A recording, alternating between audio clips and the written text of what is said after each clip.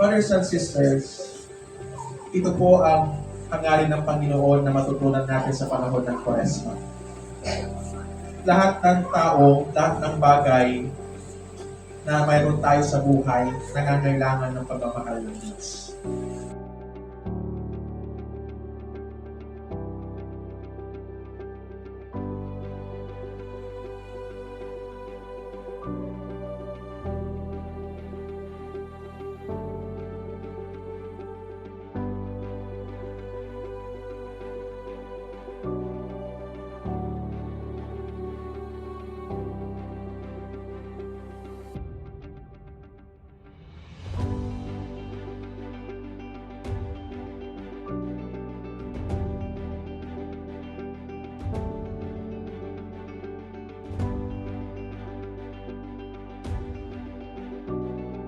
Sikapin natin na kasama ng ating pagbabago ang layunin na kapag tayo pinuno ng Diyos, sana punan din natin yung iba.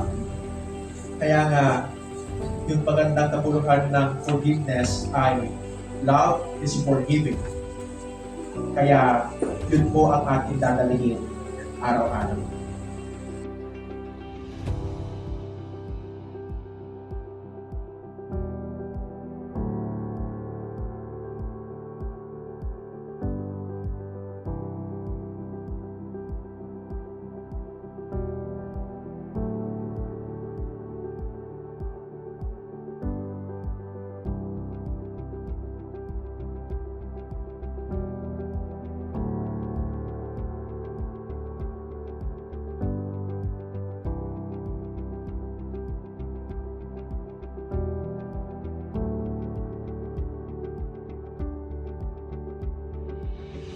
Hindi dapat tayo katulad ng Pariseo na akala niya ang pagiging banal.